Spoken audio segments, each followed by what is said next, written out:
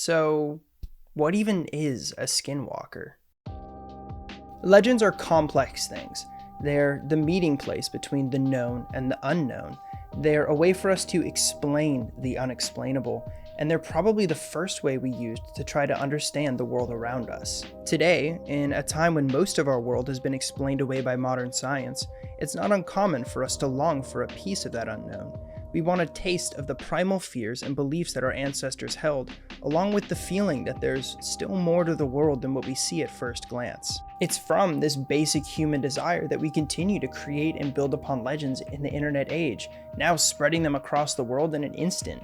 But it's also from this human desire that we sometimes introduce more obscure forms of evil into the greater world. My first exposure to the skinwalker was from forum posts about hikers and campers having eerie, sometimes harrowing encounters with pale, gaunt creatures, emulating the voices of humans and sometimes even taking on humanoid form. These creatures would generally stalk the protagonist of the story, trying to unalive them. There was a wide range in the behavior of these creatures, and no two stories were exactly alike, but online they were unanimously labeled skinwalker stories. Nowadays, skinwalkers are all over social media platforms like TikTok, and every time a teenager sees an animal acting strange or a human on bath salts, they file them under the skinwalker category. If you're really interested in skinwalkers these days, there's a whole subreddit for you where people are just sharing their pictures and their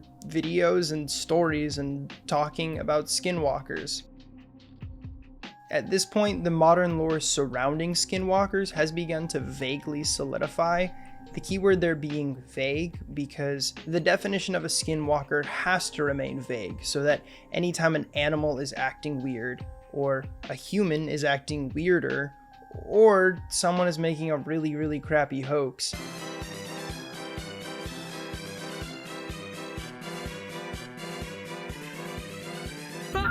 all of those can be considered skinwalker sightings. This allows for a massive amount of sightings to occur, which keeps the short-form video content machine fed. This keeps the skinwalker relevant, even as our media and the way we consume it continues to evolve. However, with people throwing around the term skinwalker to refer to all of these things, it's made me wonder where the term actually comes from. And in doing some digging, I found two things. First, I found an awful History Channel show called Skinwalker Ranch, which actually has very little to do with skinwalkers. Surprise, surprise, it's about aliens.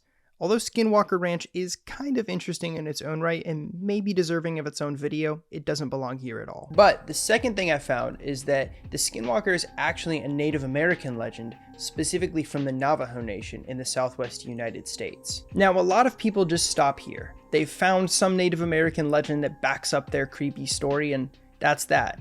But looking a little deeper, I've actually found that the real story of the Skinwalker is really fascinating on its own. Before we dive into the legend of the Skinwalker, I do want to make one thing clear first. There aren't really a whole lot of great sources directly from the Navajo about this topic.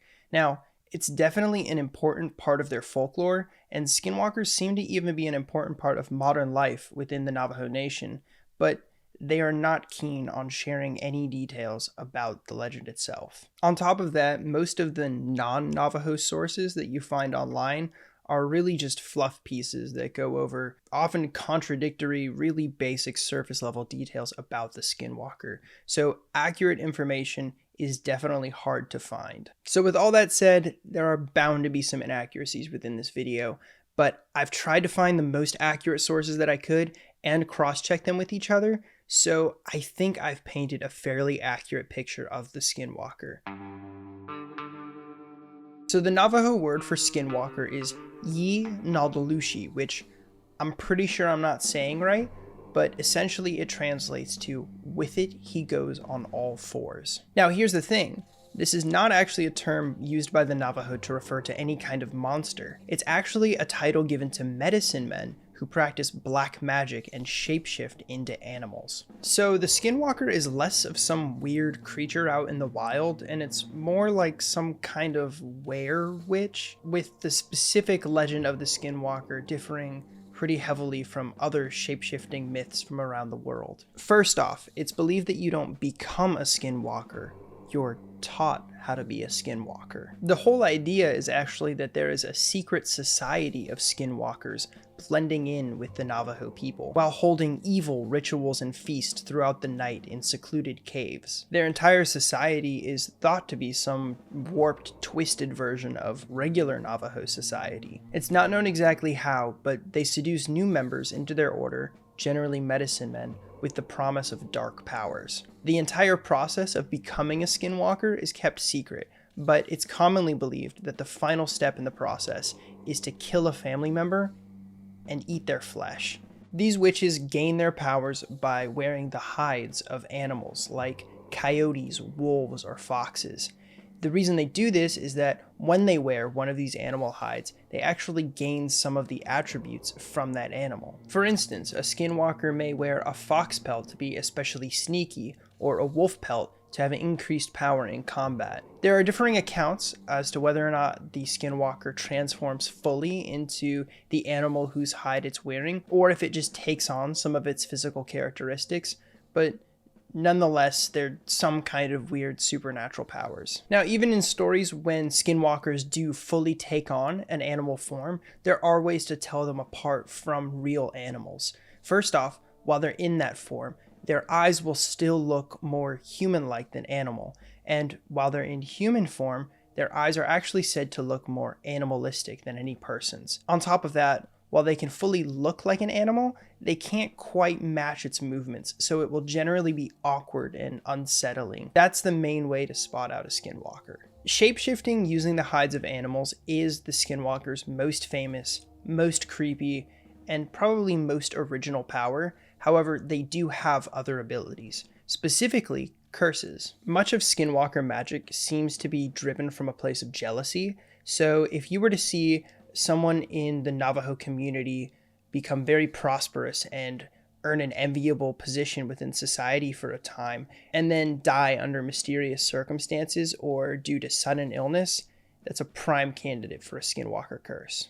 There is a guy on YouTube who said that skinwalkers used to work as assassins, cursing people for hire, but he says a lot of interesting things in his video. They would go in there and capture these young men and young girls and take them to Mexico to work in the silver mines. However, he is the only native guy that I could find on video with an in-depth discussion about skinwalkers, so maybe what he has to say does hold some level of weight within the actual skinwalker legend. That guy also mentioned the witch purge of 1878 in relation to skinwalkers, which is a very interesting story in its own right. This is a very real event that did definitely happen, as it's been corroborated by even the US military, but it's difficult to find details about it that haven't been sensationalized. There is a single extremely rare book about this event that seems to be a very reliable source, but it never actually mentions skinwalkers by name. I don't know if it's inferred that all evil witches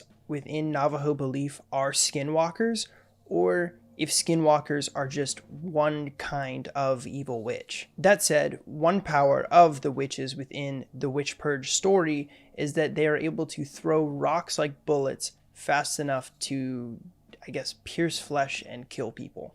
So it is possible that this is an ability of the skinwalker.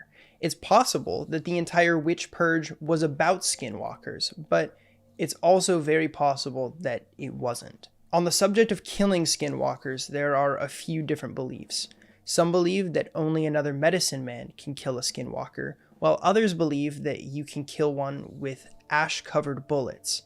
The witches in the Witch Purge of 1878 were all just killed when a bunch of people got together and threw rocks at them. So that's it. The skinwalker is a very mysterious and difficult to research legend. There's some kind of an evil cult that uses the skins of animals to turn into said animals with some degree of unsettling inaccuracy.